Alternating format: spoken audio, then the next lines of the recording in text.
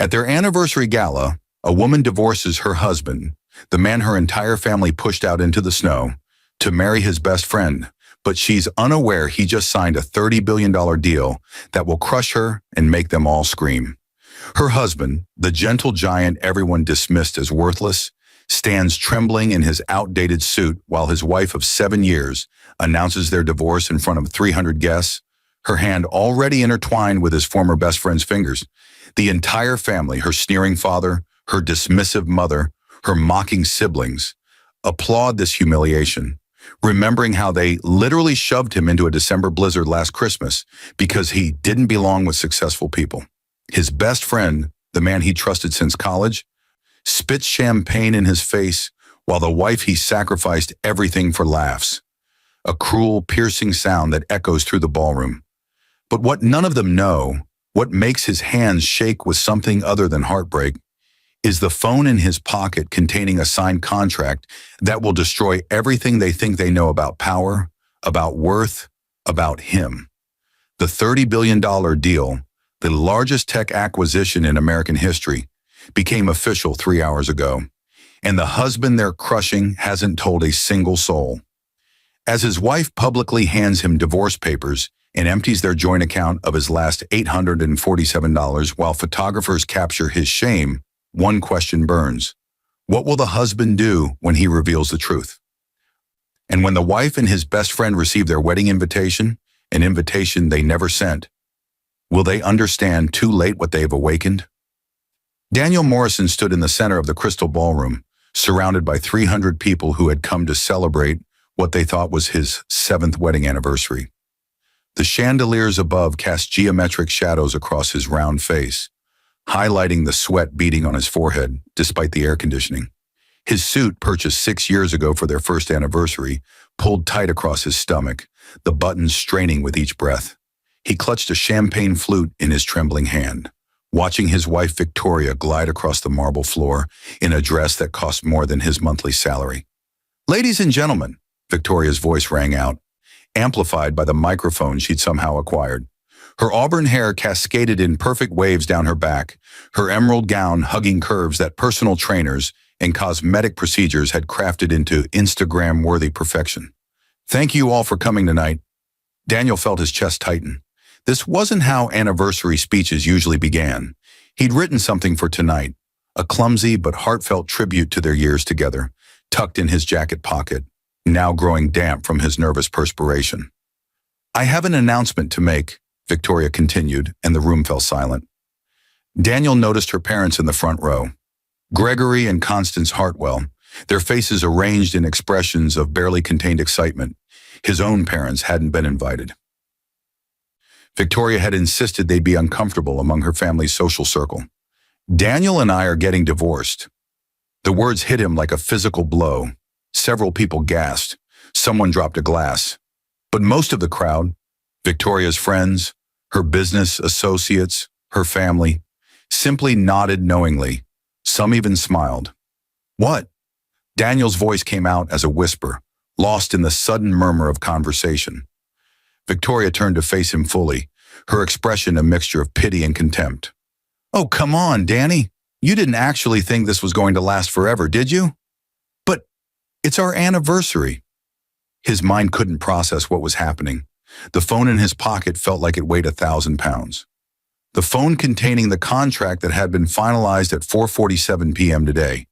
The contract that changed everything. But he couldn't speak, couldn't move, couldn't do anything but stare at the woman he'd loved since they'd met at a community college coding class 9 years ago.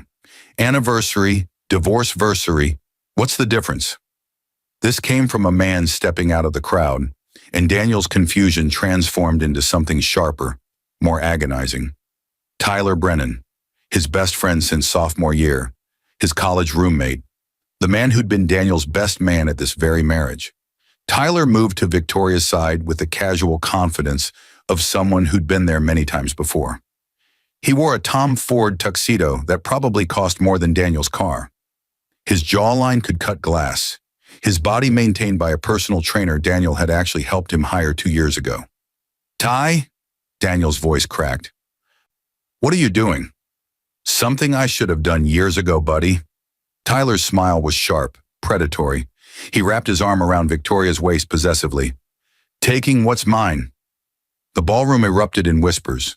Daniel saw Victoria's father stand up, his face beaming with approval. Constance clutched her husband's arm, practically vibrating with excitement. How long? Daniel managed to ask, though part of him didn't want to know. Does it matter? Victoria examined her nails, a French manicure that probably cost more than Daniel spent on groceries in a month. Tyler is successful, ambitious, everything you're not. He has a future at his father's investment firm. You're a junior developer at a startup that will probably fold in 6 months. I thought you loved me. The words sounded pathetic even to his own ears. Victoria laughed, a sound like breaking glass. I love the idea of you, maybe. The nice guy who'd worship me. But nice doesn't pay for penthouses in Manhattan, Daniel. Nice doesn't get you into the social circles that matter. Tyler pulled a cigar from his pocket, lit it despite the venue's no-smoking policy, and took a long drag. Then, with a movement so casual it seemed rehearsed, he leaned forward and spat champagne directly into Daniel's face. The liquid ran down Daniel's cheeks, mixing with tears he hadn't realized he was crying. The ballroom fell completely silent. Then Victoria laughed again, louder this time, and her laughter was contagious. Her mother tittered behind her hand. Her father chuckled. Soon, dozens of people were laughing at the fat man in the cheap suit standing in a puddle of expensive champagne. Remember last Christmas, Danny? Victoria's father Gregory stepped forward, his silver hair gleaming under the lights. When we pushed you out into the snow because you embarrassed us in front of the Vanderbilts? Daniel remembered. He'd worn the wrong shoes to their Christmas Eve party. Comfortable sneakers instead of the dress shoes Victoria had picked out. Gregory and Victoria's 2 brothers, Mason and Trent, had physically shoved him out the back door into a December blizzard. He'd stood in 2 feet of snow for 40 minutes before Victoria finally let him back in, hypothermic and humiliated. That's when we knew, Constance added, her voice dripping with false sympathy. You'd never be good enough for our family. Which is why Victoria is making the smart choice, Tyler said, pulling an envelope from his jacket. We've already filed the papers. You just need to sign. Daniel took the envelope with shaking hands, his vision blurred. Whether from tears or shock, he couldn't tell. He opened it mechanically and found divorce papers, already notarized, Victoria's signature in her distinctive flowing script at the bottom. And one more thing. Victoria held out her phone, showing him their joint bank account screen. Their balance had always been modest. Daniel contributed what he could from his developer salary. Victoria deposited money from her social media influencer income. The balance showed $847. As he watched, Victoria tapped several buttons on her phone. The screen refreshed. The balance now read 0.0 rare. You took everything, Daniel whispered. Everything that was in that account, yes. Victoria smiled sweetly. Consider it my divorce settlement. I'm being generous. I could have taken much more. That was money for rent, for food. Should have thought of that before you decided to be such a disappointment. Tyler blew cigar smoke in Daniel's face. Man up, buddy. This is how the world works. Daniel's hand moved to his pocket, fingers brushing against his phone. Inside that device was a signed contract with Titanium Global Technologies, the largest tech acquisition in history. The compression algorithm he'd developed in his spare bedroom, the one he'd worked on every night after Victoria fell asleep, the one he'd poured 3 years of his life into. Titanium Global wanted it. More than wanted it. They'd paid for it. $30 billion. His bank account right now, the private one Victoria didn't know about, contained the first wire transfer, $5 billion, with the remaining $25 billion to be distributed over the next 12 months as the integration completed. He could tell them. He could pull out his phone right now and show them the contract with signature blocks from Titanium Global's CEO and chairman. He could watch their faces crumble, watch the realization destroy them. But something held him back. Some instinct that whispered, wait, let them think they've won. I'll sign, Daniel said quietly. Victoria's eyebrows rose. Really? No begging? No crying? What would be the point? He pulled a pen from his pocket, a cheap ballpoint he'd gotten free at a conference, and signed his name on the divorce papers. His signature was cramped and ugly next to Victoria's elegant flourish. "Wow," Tyler laughed. "Didn't think you'd fold that easy. Guess you really are pathetic." "I just want this over with," Daniel said. And it was true. He wanted this moment over with so he could begin what came next. "Then let me make it official," Victoria announced to the room. "Tyler and I are getting married 2 weeks from today." The ballroom erupted in applause. Victoria's parents rushed forward to embrace her. Tyler accepted handshakes and backslaps from the crowd. Daniel stood alone in the center of the room, champagne drying on his face, holding divorce papers that would destroy the life he'd known. "You're invited, of course," Victoria said, turning back to him with a cruel smile. "I want you to see what a real wedding looks like, what a marriage to someone worthy looks like." "I'll be there," Daniel promised. And the certainty in his voice made Victoria's smile falter for just a moment. But then Tyler was pulling her away, and the crowd was surging forward to congratulate them, and Daniel was forgotten. He walked through the ballroom like a ghost, invisible to everyone celebrating his humiliation. He passed Victoria's brothers, who made oinking sounds as he walked by. He passed her parents, who didn't even glance in his direction. He walked out into the cool September night and pulled out his phone. The contract glowed on the screen, page after page of legal language culminating in a number that would have seemed fictional 2 months ago. Daniel opened his private banking app. The balance made his breath catch, even though he'd checked it 17 times today. $5 billion sitting in an account Victoria didn't know existed. He thought about the algorithm that had made this possible. 3 years of work coded in a spare bedroom while Victoria went to parties. 3 years of 12-hour days at his startup job, followed by 6-hour nights of development. 3 years of belief in something Victoria had called Danny's stupid computer nonsense. The algorithm revolutionized data compression in a way that hadn't been seen in decades. It would transform cloud storage, video streaming, medical imaging, satellite communications, every industry that dealt with large data files. Titanium Global had beaten out 6 other companies in the bidding war, and now Daniel owned $30 billion worth of their stock and cash. He looked back at the ballroom where his 7-year marriage had just been executed in front of 300 witnesses, where his wife of 7 years had chosen his best friend of 12 years, where her entire family had celebrated pushing him out of their lives like they'd pushed him into the snow. Daniel pulled up his contacts and found the number for Marcus Chen, the executive assistant Titanium Global had assigned to him for transition support and personal affairs management. "Mr. Morrison," Marcus answered on the first ring. "How can I help you?" "I need you to do something for me," Daniel said. "Something that might seem unusual." "Sir, Titanium Global has provided me with virtually unlimited resources to ensure your satisfaction during this transition. Nothing is too unusual." Daniel told him what he needed. Marcus was silent for a long moment. "Sir, I have to ask, are you certain about this approach?" "Completely certain." "Then consider it done. I'll have everything prepared within 48 hours.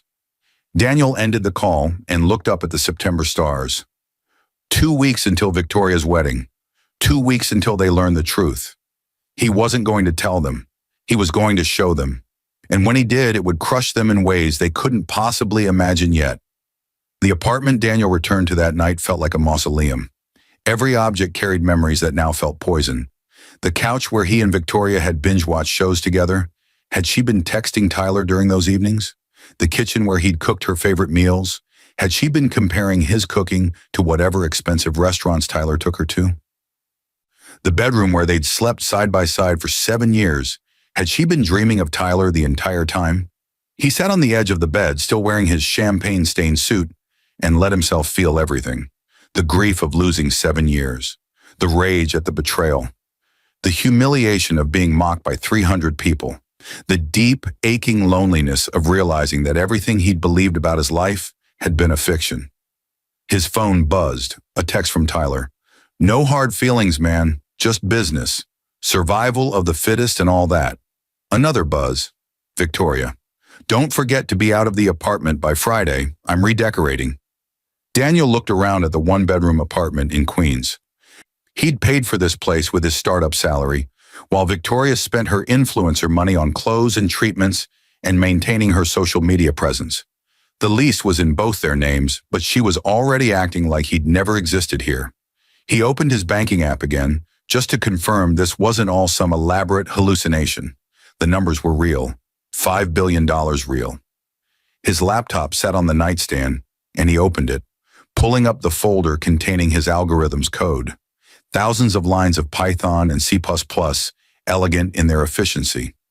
This code was his real legacy, not the marriage that had just imploded. This code worked. This code was loyal. This code had made him one of the richest people on Earth. Another text from Tyler. BTW, thanks for introducing me to Victoria back in college. Best thing you ever did for me. The memory surfaced unbidden. Daniel, Tyler, and Victoria in the computer lab at Hudson Community College. Daniel had been tutoring Victoria in basic programming. She'd been struggling, needed help to pass the class. Tyler had shown up to grab Daniel for lunch and had frozen when he saw Victoria. Daniel remembered feeling proud that his friend was impressed by his tutoring student. He'd introduced them enthusiastically. Had it started that early? Had they been attracted to each other for 9 years, just waiting for the right moment? Daniel's phone rang, a number he didn't recognize. Mr. Morrison, it's Marcus Chen. I hope I'm not calling too late. I don't think I'm sleeping tonight anyway. I've begun arranging what you requested. However, I wanted to discuss some additional options that might interest you. For the next hour, Marcus outlined possibilities Daniel hadn't even considered.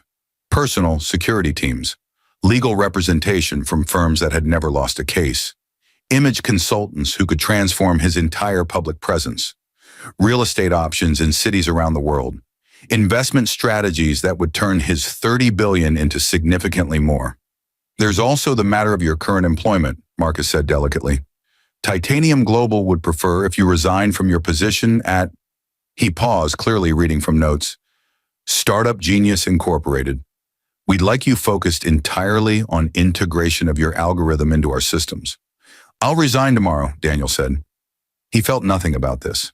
Startup Genius had been fine, but the founder had a habit of taking credit for his employees' innovations.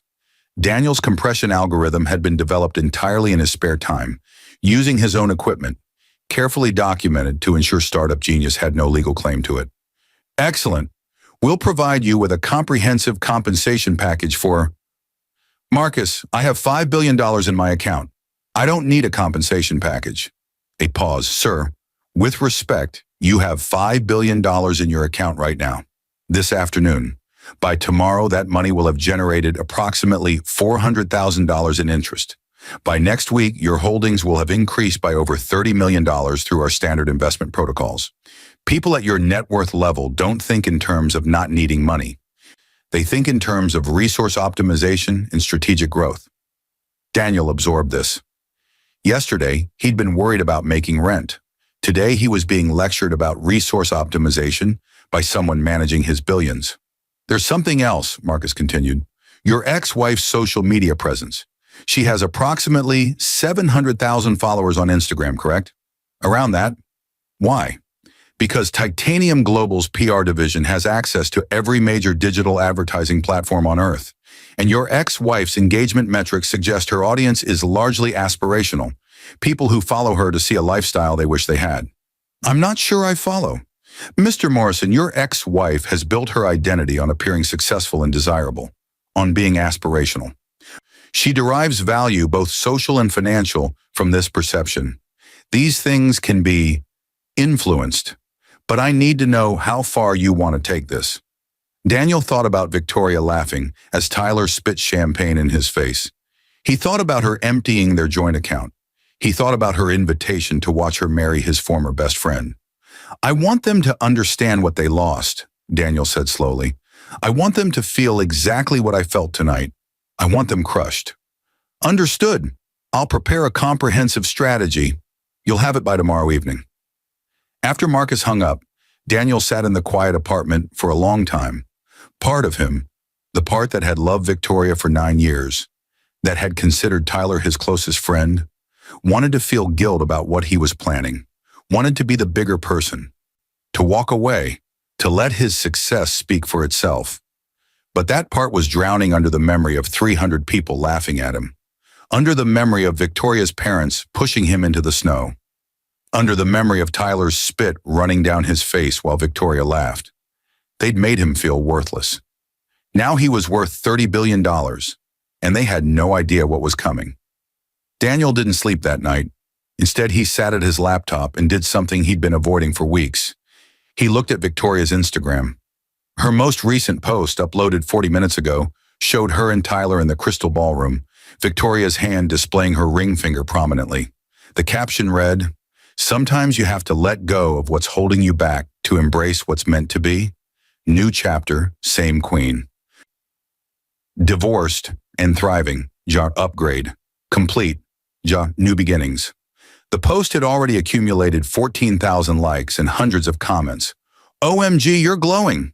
He wasn't good enough for you anyway, queen. Tyler is so hot. Major upgrade. Living your best life." Daniel scrolled through Victoria's feed, seeing their relationship through this new lens. Posts from their wedding 7 years ago, but only photos where Daniel had been cropped out or was barely visible. Anniversary posts that focused on her ring, her dress, her happiness. Daniel appearing only as an accessory, sometimes not at all. Vacation photos that showcased Victoria in bikinis on beaches, with Daniel relegated to the photographer role. He'd thought they were building a life together. She'd been building a brand. Tyler's Instagram was worse.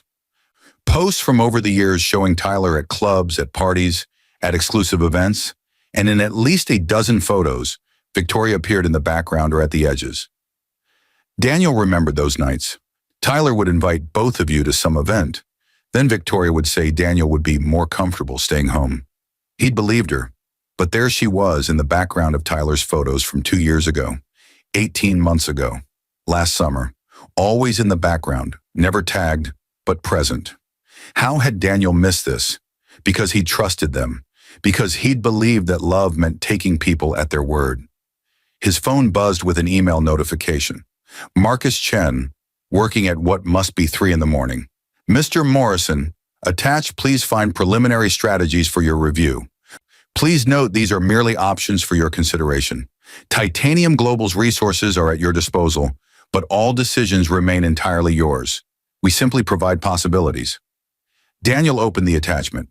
It was a 70-page document titled Strategic Response Options, Morrison Hartwell Situation. The table of contents alone made his breath catch. Chapter 1, Financial Pressure Points. Chapter 2, Social Media Influence Campaigns. Chapter 3, Legal Leverage Opportunities.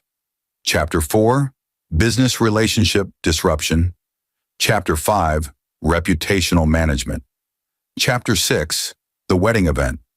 Daniel started reading. The document was clinically thorough, outlining methods to systematically dismantle Victoria and Tyler's lives using nothing but legal, ethical applications of money and influence. Financial pressure points detailed how Tyler's position at his father's investment firm, Brennan Capital Holdings, was dependent on major clients who could be incentivized to move their portfolios to competitors. It outlined how Victoria's influencer income relied on brand partnerships with companies that could be offered more lucrative deals with other influencers. It explained how their new apartment, which the document noted they'd already leased, a luxury penthouse in Tribeca, had financing through a bank that Titanium Global had significant leverage with. None of it was illegal. All of it was devastating. Social media influence campaigns explained how Titanium Global's advertising algorithms could subtly suppress Victoria's content, reducing her reach without her understanding why. How targeted campaigns could elevate other influencers in her niche, making her seem less relevant by comparison. How sentiment analysis could identify which of her followers were most likely to be critical, and how those voices could be amplified. Daniel read until dawn, and with each page, he felt the last vestiges of his guilt evaporating. These people had laughed at him, had humiliated him publicly, had pushed him into the snow, and told him he wasn't good enough. Now they'd learn what not good enough really meant. At 7 a.m., Daniel opened his laptop and composed an email to his boss at Startup Genius. "Effective immediately, I resign from my position. Thank you for the opportunity. He pressed send before he could second-guess himself. At 8 a.m., he called Marcus Chen. I've reviewed your document, Daniel said. I want to proceed with all of it. All of it, sir? Perhaps we should start with all of it, but I want one modification to Chapter 6. What modification? Daniel told him. There was a long silence. Sir, that's quite aggressive. They invited me to their wedding to humiliate me. I'm accepting their invitation, but on my terms. As you wish, Mr. Morrison. I'll make the arrangements. Daniel spent the day in the apartment, watching as his old life disappeared. Victoria's brothers showed up at noon with a moving truck, demanding Daniel's belongings be packed immediately. Daniel let them take everything except his laptop and clothes. The furniture had been Victoria's choice anyway. The decorations had been her taste. None of it had ever been his. You're pathetic, Mason, Victoria's older brother, sneered as he and Trent carried out the couch. My sister wasted 7 years on you. Daniel just nodded, signing papers they thrust at him, accepting their contempt with quiet indifference that seemed to frustrate them more than any argument would have. By evening, the apartment was empty, except for Daniel, his laptop, and a suitcase of clothes. He sat on the floor and ordered pizza. Something Victoria had always complained made him fat. He ate the entire thing, savoring every greasy slice. His phone rang. Tyler. Hey man, look, I wanted to clear the air, Tyler said, his voice carrying false bonhomie. What happened last night? It wasn't personal. You understand, right? Victoria and I, we just have this connection, this chemistry. It's bigger than friendship, bigger than history. You get it. I get it, Daniel said flatly. Great, because we want you at the wedding. Seriously, no hard feelings. We're all adults here. I'll be there. Awesome.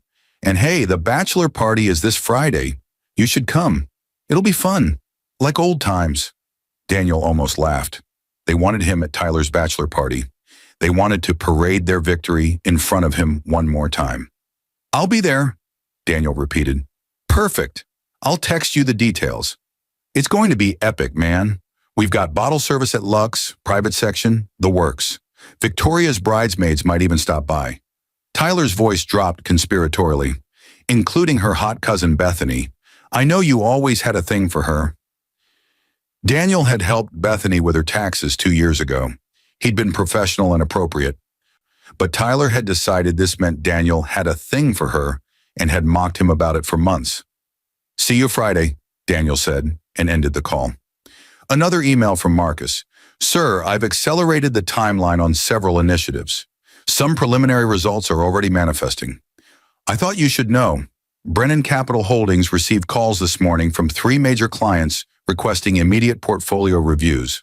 Additionally, Victoria's management agency reported that 2 of her major brand partners have declined to renew their contracts. Daniel stared at the email. It had been less than 24 hours, and Marcus had already begun dismantling their lives. Part of him waited for guilt to surface. It didn't come. Instead, he felt something he hadn't felt in years. Power. Control. The certainty that he was no longer the man people pushed into the snow. Friday would be interesting. Tyler's bachelor party, where Daniel would be paraded as the pathetic ex-husband who'd lost everything. But Daniel wouldn't arrive as the man they'd humiliated. He'd arrive as the man who was about to destroy them, and they wouldn't even know it was happening until it was far too late. Friday evening, Daniel stood in front of the mirror in his new hotel suite at the St. Regis. Marcus had secured the room that afternoon, 3,000 square feet overlooking Central Park, the kind of accommodation Daniel had previously only seen in movies. The closet now contained 6 suits from a designer whose name Daniel couldn't pronounce, each one tailored perfectly to his frame in measurements Marcus had somehow obtained. Daniel chose the midnight blue suit with subtle pinstripes. It fit him better than anything he'd ever worn. The fabric felt like water against his skin. He looked at his reflection and barely recognized himself. Not because the suit was expensive, though it had cost more than his old monthly salary, but because the man looking back at him stood differently, shoulders back, chin up, eyes clear. The man in the mirror wasn't someone you pushed into the snow. His phone buzzed. Tyler. Where are you, man? Party started an hour ago. Daniel pocketed his phone and took the elevator down to the lobby, where a car was waiting. Not a taxi or an Uber, a private car with a driver Marcus had arranged. A quiet man named James who opened the door with practiced efficiency. Lux nightclub, sir? Yes. Thank you. The drive through Manhattan took 20 minutes. Daniel watched the city lights blur past, thinking about the last time he'd been to Lux. Victoria's 28th birthday, 2 years ago.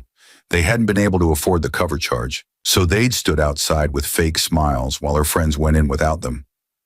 Victoria had been furious at him for weeks afterward. Tonight, Daniel walked past the line of people waiting behind velvet ropes and approached the door. The bouncer, a wall of muscle with a shaved head, held up one massive hand. Private party tonight. Invitation only. I'm invited. Daniel pulled out his phone to show the text from Tyler. The bouncer barely glanced at it. Yeah, you're on the list. Daniel Morrison, right? They said you'd be coming. The way he said it, the slight smirk on his face, told Daniel exactly what Tyler had told the staff, that he was the pathetic ex-husband who'd been cuckolded, that he was here to be mocked. That's me. Through the main floor, up the stairs, private section in the back. Daniel climbed the stairs, bass throbbing through the walls. The private section was cordoned off with more velvet ropes, bathed in purple light, overlooking the dance floor below. 20 or so people clustered around low tables covered with bottles of expensive vodka and champagne. Tyler held court in the center, Victoria by his side, despite this supposedly being a bachelor party. Danny! Tyler's voice boomed over the music. You made it, and look at you. Did you rob a men's warehouse? The group erupted in laughter. Daniel saw several of Tyler's co-workers from Brennan Capital, Victoria's cousin Bethany, and Mason and Trent wearing matching shirts that said groomsman in gold lettering. Come here, man. Have a drink. Tyler poured vodka into a glass, slopping some onto the table. We're celebrating. 2 weeks until I make an honest woman out of Victoria. More laughter. Victoria, wearing a dress that probably cost what Daniel used to make in a month, smiled indulgently at Tyler like he was the cleverest man alive. Daniel accepted the glass and took a small sip. The vodka cost $700 a bottle according to the label. It tasted like every other vodka he'd ever had. So Danny, what have you been up to? Tyler leaned back, his arm around Victoria. Still coding away at that startup? I quit, actually. You quit? Victoria's eyes widened with mock concern. Danny, how are you going to pay rent? Don't tell me you need money, because we really can't help right now. We're buying that penthouse in Tribeca, and I'll be fine, Daniel said. Of course you will. Tyler laughed. Danny always lands on his feet. That's what I love about him. Resilient as hell. He said it like resilience was adorable, like a puppy learning to climb stairs. Bethany, Victoria's cousin, leaned forward. She was pretty in a generic way, her face carefully contoured with makeup techniques learned from YouTube tutorials. I'm sorry about what happened, Daniel. At the anniversary thing. That must have been really hard. It was educational, Daniel said. See? That's the spirit. Tyler slapped the table. Learning experiences, growth mindset. That's my boy. He turned to his friends. Daniel here is going to be fine. He's got skills, computer stuff. He'll find another startup, make his 40 grand a year, live his life. Not everyone needs penthouses and bottle service to be happy, right, Danny? Right, Daniel agreed. The night continued in this vein. Tyler and Victoria held court, occasionally lobbing comments at Daniel that everyone found hilarious. Questions about his job search, observations about how much weight he'd gained, reminiscences about times Daniel had embarrassed himself over the years. Daniel endured it all with quiet acceptance, which seemed to disappoint them. They wanted him to argue, to defend himself, to show hurt. His calm indifference was unsatisfying. Around midnight, Tyler stood unsteadily. He'd been drinking heavily, his face flushed, his movements loose. Speech time, he announced. I want to say something about my best friend Daniel. The group quieted, sensing entertainment. Danny and I met in college. He was this nerdy kid who helped me pass computer science. I was this good-looking guy who helped him seem cool by association. Laughter. And you know what? That's what our friendship has always been. I'm the star, he's the supporting character. I'm the leading man, he's the, what do they call it? The sidekick. More laughter, louder now. And then I met Victoria, thanks to Danny introducing us. And I knew that she was too good for him. I could see it. Everyone could see it. But Danny couldn't, because Danny doesn't see reality. He sees what he wants to see. Victoria was watching Daniel, her eyes glittering with something ugly. So I did what any good friend would do. I waited. I was patient. I let Danny have his time with her, let him think he could keep her.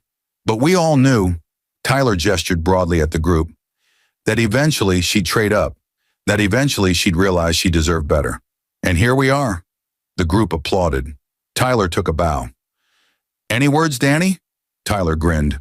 Want to toast the happy couple? Daniel stood. Every eye in the private section focused on him. He pulled his glass of vodka close and raised it slightly. I just want to say, Daniel began quietly, and the group leaned in to hear him over the music, that you're right, Tyler.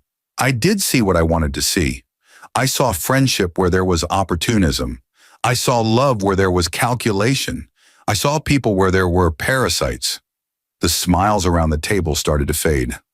But my vision has improved recently, Daniel continued. Dramatically improved, and what I see now is crystal clear. Danny, what are you? Victoria started. I'll be at your wedding, Daniel said, just like you invited me to be. And I promise you both, it will be an event you never forget. He set down his glass and walked out of the private section. Behind him, he heard Tyler's voice. What the hell was that about? Daniel didn't look back. He descended the stairs, walked through the club, and emerged into the cool night air. James was waiting with the car. How did it go, sir?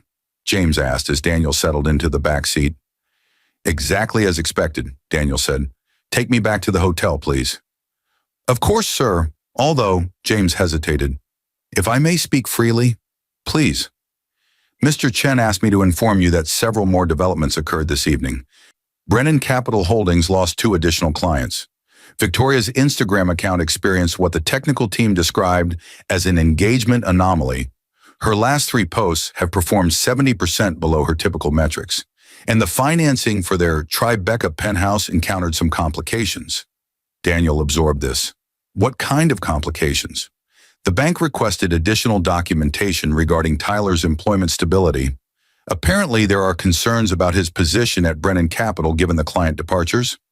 And Victoria's Instagram, the algorithm changes were subtle. Her content is simply being shown to fewer people. Her followers won't unfollow. They simply won't see her posts in their feeds. It's the social media equivalent of being slowly forgotten. Daniel looked out the window at Manhattan sliding past. Victoria's entire identity was built on being seen, on being relevant, on being aspirational. Tyler's entire sense of self came from being successful, powerful, important, and both of those identities were being quietly eroded. Thank you, James. Back at the St. Regis, Daniel found another email from Marcus waiting. This one contained a single attachment, an invitation design. Mr. Morrison, per your instructions, we've prepared the invitation for the wedding event. Please review and approve. Once approved, we'll proceed with production and delivery. As discussed, timing will be critical. Daniel opened the attachment. The invitation was elegant, printed on heavy cardstock, the lettering formal and traditional. It read, Mr. Daniel Morrison requests the pleasure of your company at the wedding celebration of Victoria Hartwell and Tyler Brennan. Mr. Morrison has arranged a special presentation for the bride and groom. No gifts necessary. Mr. Morrison has provided everything needed. Daniel stared at the invitation for a long time. This was his last chance to back down, to take the high road, to be the bigger person. He thought about 300 people laughing as Tyler spit in his face. He thought about being pushed into the snow last Christmas. He thought about Victoria laughing at him. He typed a reply to Marcus, approved, proceed with delivery. Then he opened his laptop and began working on a different project, something he'd need for the wedding itself. Something that would ensure that when he revealed the truth, everyone would understand exactly what Victoria and Tyler had lost. The code came easily, flowing from his fingers like it always had. By 3 a.m., he had a working prototype. By 5 a.m., it was polished and ready. By the time the sun rose over Central Park, Daniel had built the weapon that would destroy them. And in 9 days at their wedding, he'd deploy it. The week before the wedding, Daniel watched Victoria and Tyler's lives unravel in real time. Marcus sent daily updates, clinical reports detailing each new development with the detachment of a surgeon describing an operation. Monday, 3 more of Brennan Capital's clients departed, each citing strategic realignment, but all coincidentally moving to competing firms that had been quietly incentivized by shell companies funded through Titanium Global's investment division. Tyler's father called an emergency partners meeting. Tyler's name was mentioned repeatedly and not positively. Tuesday, Victoria's Instagram engagement dropped another 30%. Fashion brands that had previously courted her were now responding to her pitches with polite rejections. One brand that had paid her $10,000 for a single post last month offered her $300 for the same service. She posted a tearful video about the algorithm changing and Instagram shadow banning her. It got 12,000 views, 20% of her usual traffic. Wednesday, the bank financing Tyler and Victoria's Tribeca penthouse formally withdrew their loan offer. The official reason was Tyler's employment instability. The real reason was a quiet conversation between the bank's CEO and a Titanium Global board member about a separate deal that was contingent on the bank demonstrating sound risk assessment practices. Thursday, Tyler was placed on temporary administrative leave from Brennan Capital, while the firm assessed client relationship management protocols. It was a professional way of saying he was being blamed for the client exodus. His father, Maxwell Brennan, released a statement saying the firm maintained the highest standards and was reviewing all partnership positions. Friday, Victoria's management agency dropped her. The email they sent, which Marcus's team had intercepted through legal digital forensics channels, was blunt. Your engagement metrics no longer justify our commission structure. We wish you the best in your future endeavors. Through all of this, Daniel watched from his hotel suite, feeling nothing resembling guilt. They'd built their lives on surfaces, on appearances, on perceived success, on the envy of others. Now those surfaces were cracking, and they had no foundation beneath them. Victoria's Instagram posts grew increasingly desperate. Photos with forced smiles and captions about staying positive, and real queens adjust their crowns. Tyler posted about temporary setbacks and coming back stronger. The comment sections, which had once been filled with admiration, now contained questions, concern, schadenfreude. On Saturday, 6 days before the wedding, Daniel's phone rang. Victoria. Daniel? Her voice was different from the last time they'd spoken. Smaller, uncertain. Yes? Tyler and I have been having some problems, business problems. And I know things ended badly between us, but I thought maybe... She took a shaky breath.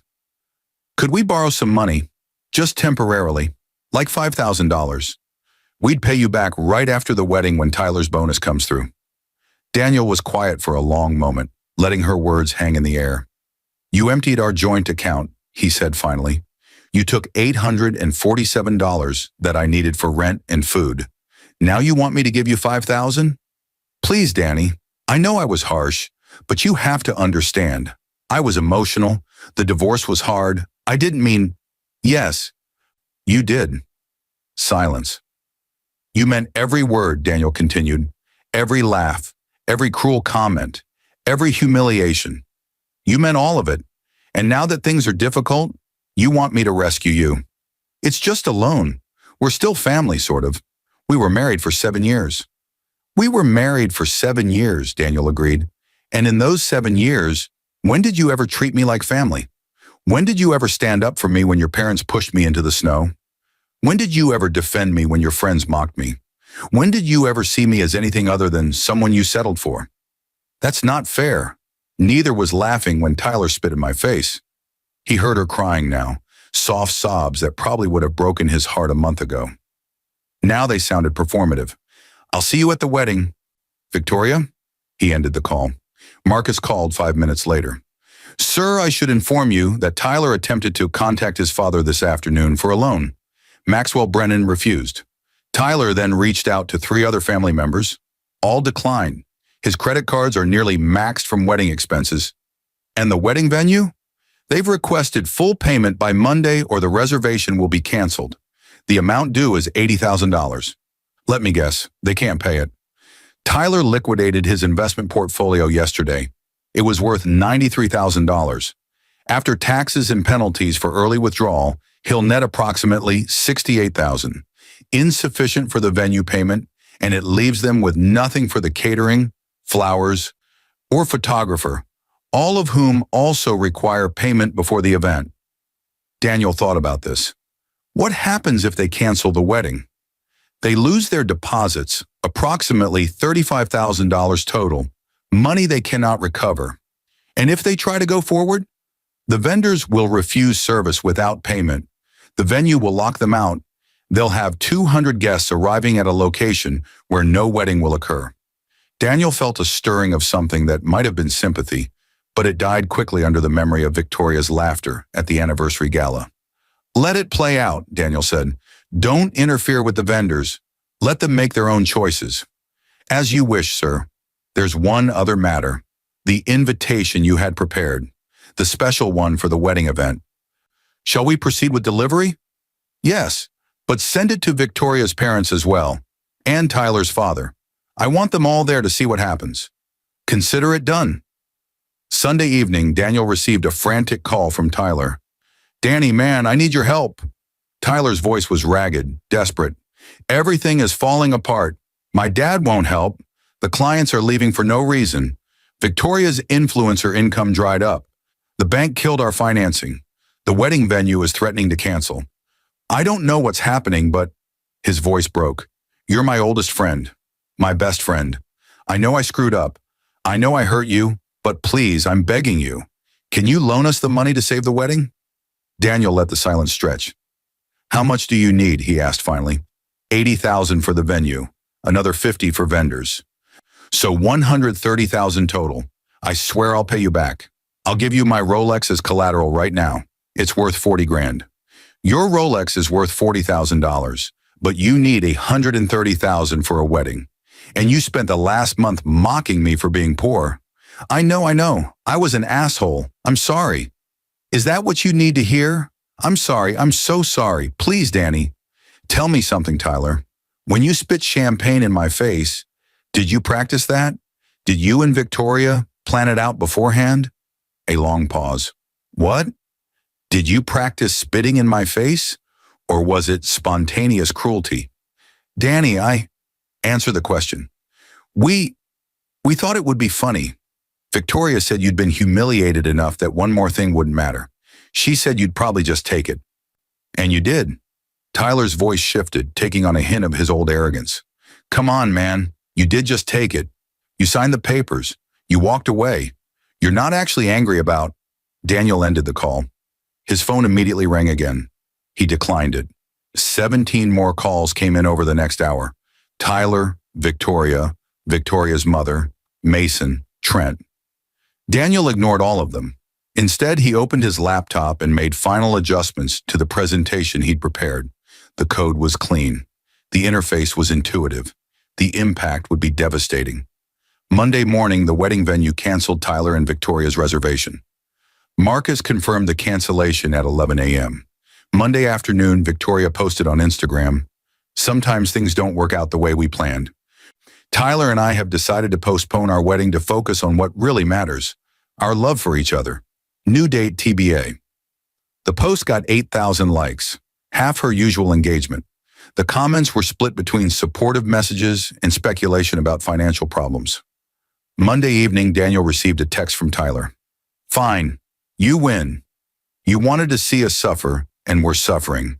Happy now? Daniel stared at the message for a long time. Then he typed, "The wedding hasn't happened yet." 3 dots appeared, disappeared, appeared again. Finally, "What are you talking about? We canceled it." "No," Daniel wrote. "I'm talking about the actual wedding, the one I'm hosting. Check your mail tomorrow. You're both invited." He put his phone on silent and went to bed, sleeping better than he had in weeks. Tuesday morning, Victoria's parents received a cream-colored envelope via courier. The paper was expensive, the calligraphy elegant. Inside was the invitation Daniel had designed. Mr. Daniel Morrison requests the pleasure of your company at the wedding celebration of Victoria Hartwell and Tyler Brennan. Saturday, 7 p.m., Crystal Ballroom. Mr. Morrison has arranged a special presentation for the bride and groom. No gifts necessary. Mr. Morrison has provided everything needed. At the bottom, in smaller text, all previous guests from the anniversary gala are invited. Attendance strongly encouraged. Victoria called Daniel at 9:15 a.m., screaming, "What is this? What are you doing?" "I'm hosting your wedding," Daniel said calmly.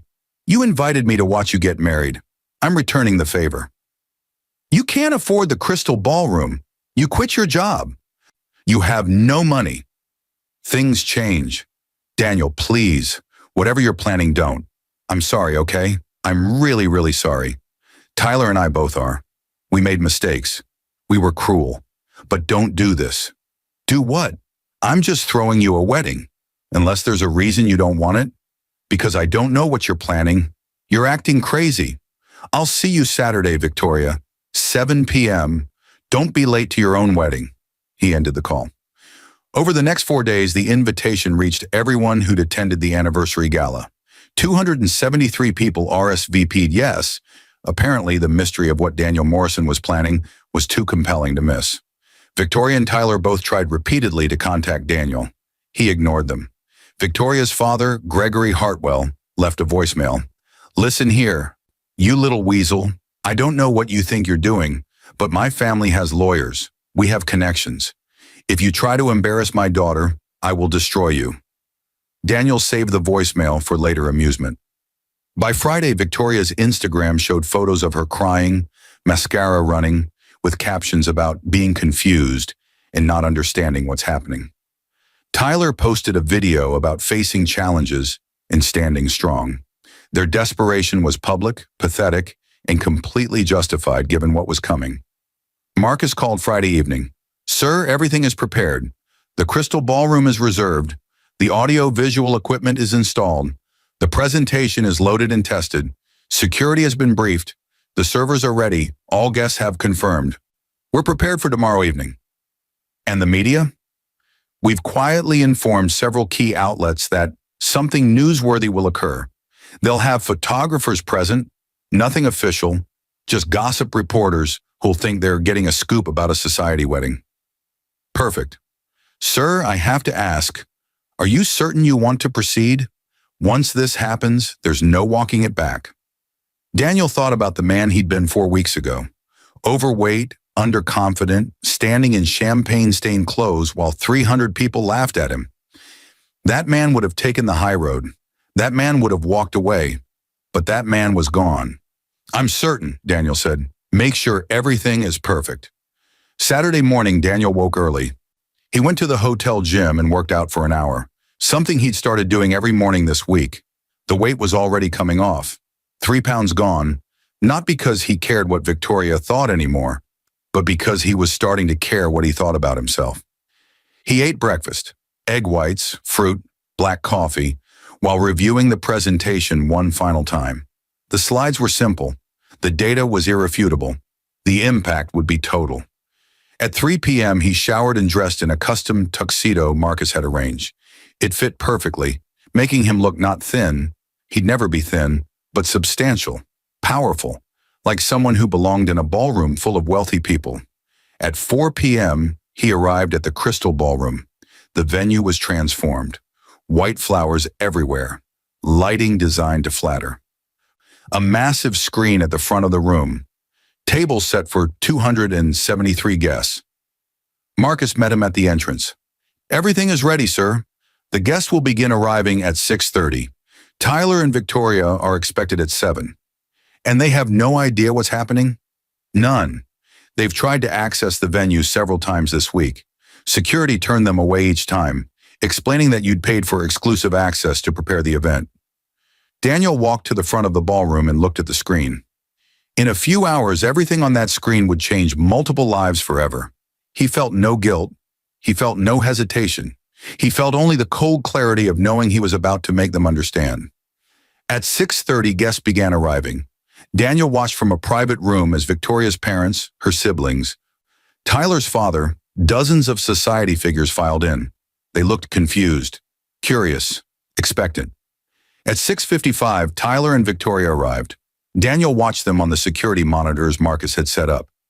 Victoria wore a wedding dress, cheaper than she'd probably wanted, but still beautiful. Tyler wore a tuxedo that didn't fit quite right, likely rented at the last minute. They stood at the ballroom entrance, holding hands, looking terrified. "Should we let them in?" Marcus asked. "Not yet." Daniel stood and straightened his bow tie. "Let them wait. Let them wonder.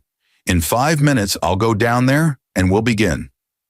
Those 5 minutes stretched like hours. Daniel thought about everything that had led to this moment. 9 years of friendship with Tyler, 7 years of marriage to Victoria, a lifetime of being underestimated, pushed aside, treated as less than. All of it ending tonight. At 7:30 p.m. exactly, Daniel walked down to the ballroom entrance. Tyler and Victoria saw him coming, and Victoria actually gasped. "Danny," she whispered. "Is that you?" Daniel smiled. "Hello, Victoria, Tyler, welcome to your wedding." He gestured to the doors. "Shall we begin?" The crystal ballroom fell silent as Daniel led Victoria and Tyler inside. 273 guests turned to stare. Some faces showed confusion. Why was Daniel Morrison, the humiliated ex-husband, leading the bride and groom? Others showed recognition, remembering the anniversary gala 4 weeks ago and sensing that something significant was about to occur. Victoria's hand trembled in Tyler's. Her wedding dress, a sample she'd bought off the rack for $3,000 instead of the designer gown she'd wanted, rustled as she walked. Tyler's jaw was clenched so tight Daniel could see the muscles twitching. They looked like prisoners approaching execution, which in a way they were. "Danny, what is this?" Victoria whispered urgently. "Why are all these people here?" "For your wedding," Daniel said pleasantly, "just like I promised." He led them to 2 chairs positioned at the front of the room, directly facing the massive screen. Victoria and Tyler sat mechanically, their faces pale under the flattering lights. Daniel walked to a podium positioned beside the screen. The room was absolutely quiet. Even the servers had stopped moving. "Good evening, everyone," Daniel said, his voice calm and clear. "Thank you for coming. I know you're confused about why you're here, so let me explain." He pressed a button on his laptop. The screen behind him illuminated with a single image, the Titanium Global Technologies logo. 4 weeks ago, at what was supposed to be my anniversary celebration, my wife Victoria divorced me publicly. My best friend Tyler claimed her as his own, and all of you watched as I was humiliated in front of 300 people. Daniel's voice remained even, conversational. Some of you laughed, some of you applauded. All of you witnessed what Victoria's family has always believed, that I wasn't good enough for her. Victoria's father, Gregory, started to stand, but a look from Daniel stopped him.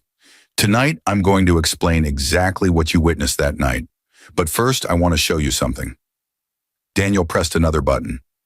The screen changed to show a document, legal, dense with text, but with certain sections highlighted in yellow. "This is a contract between myself and Titanium Global Technologies. It was signed and finalized at 4:47 p.m. on the day of my anniversary, 3 hours before Victoria divorced me." He zoomed in on the highlighted sections. The numbers were clear, impossible to misread. "Titanium Global purchased my data compression algorithm for $30 billion. The ballroom erupted. Gasps, exclamations, shouts of disbelief. Victoria made a sound like she'd been punched. Tyler's face went from pale to gray. $30 billion, Daniel repeated, his voice cutting through the chaos.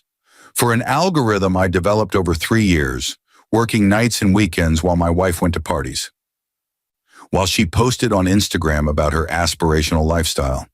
While she secretly began an affair with my best friend." "No," Victoria whispered. "No, that's not possible. You were a junior developer. You made $43,000 a year. You can't have." "But I did." Daniel pressed another button. The screen changed to show his private banking statement, the one Victoria had never known about. The balance showed clearly, $5,147, $193, $149.72. The number was staggering. The ballroom went completely silent as people processed it. "This is my current liquid net worth," Daniel explained. $5,247,000,000. The first payment from Titanium Global. The remaining $25 billion will be distributed over the next 11 months as the algorithm integration completes. Victoria was openly crying now. Tyler had his head in his hands. So when Victoria emptied our joint account of $847, money I needed for rent and food, she was stealing from a man who had $5 billion in a separate account. When Tyler spit champagne in my face, he was assaulting one of the richest people in America. When Victoria's family pushed me into the snow last Christmas because I wasn't successful enough, they were humiliating someone worth more than their entire extended family combined. Daniel let that sink in. He could see the realization spreading through the crowd like a virus, the horror on their faces as they understood what they'd done. But here's the really interesting part, Daniel continued. I didn't tell them. I could have. At any point during that gala, I could have pulled out my phone and shown them the contract, but I didn't. Do you want to know why? No one answered. Everyone was transfixed. Because I wanted to see who they really were. I wanted to see what Victoria would do when she thought she could trade up. I wanted to see what Tyler would do when he thought he could take what was mine. I wanted to see what all of you would do when you thought I was worthless. Daniel pressed another button. The screen changed to show a compilation of social media posts. Victoria's Instagram, Tyler's Facebook, posts from people in this very room, all mocking Daniel over the past 4 weeks. Posts celebrating Victoria's upgrade, posts calling Daniel pathetic and a loser, posts laughing about the anniversary gala. And you showed me exactly who you were, Daniel said quietly. Every single one of you. Daniel, please, Victoria sobbed. I didn't know. You didn't know I was rich, Daniel agreed. But you did know I was your husband. You did know I loved you. You did know I'd never betrayed you, never cheated on you, never been anything but loyal for 7 years. And none of that mattered to you because I didn't have enough money. He turned to face Victoria and Tyler directly. So tonight, I'm giving you a choice. You wanted a wedding. Here's your wedding. You can get married right now in front of all these people. I've paid for everything, the venue, the flowers, the food, the photographers. It's all here. All you have to do is say your vows. Victoria looked at Tyler. Tyler looked at Victoria. Neither spoke. Or, Daniel continued, you can walk away. Admit that your love for each other was only real when you thought I was worthless. Admit that you betrayed me not because of genuine feelings, but because you thought you could get away with it. Admit that everything about your relationship has been based on calculation and cruelty. That's not fair, Tyler said hoarsely. You're making this impossible. I'm making this exactly as fair as you made things for me 4 weeks ago. You chose to humiliate me in public. I'm returning the favor. So choose. Get married or admit what you really are. The silence was suffocating. Victoria's mascara ran in black streams down her face. Tyler's hands were shaking. Around them, 273 people waited. I can't, Victoria finally whispered. I can't marry him. Not knowing that we, she couldn't finish. You mean you can't marry him now that I'm rich? Daniel clarified. That's not what Yes, it is. That's exactly what you mean. You loved Tyler when you thought he was your upgrade. Now you're realizing he's your downgrade and you can't stomach it. Daniel turned to Tyler. And you, old friend, still want to marry her? Still want to take my leftovers? Or was that only appealing when you thought you'd stolen something valuable from someone worthless? Tyler's face crumbled. I'm sorry. God, Danny, I'm so sorry.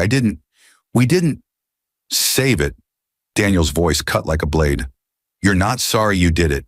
You're sorry I'm rich. There's a difference. He turned back to address the entire ballroom.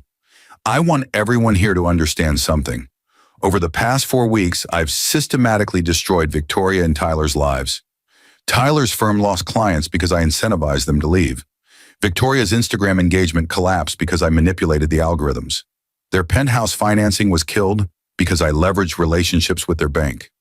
Every bad thing that's happened to them in the past month, I caused it. Shocked murmurs rippled through the crowd. I want you to know this because I want you to understand what it means to underestimate someone. to push them into the snow and tell them they're not good enough, to spit in their face and expect them to take it. I want you to understand that I had the power to destroy them completely, and I used it because they gave me every reason to. Daniel closed his laptop.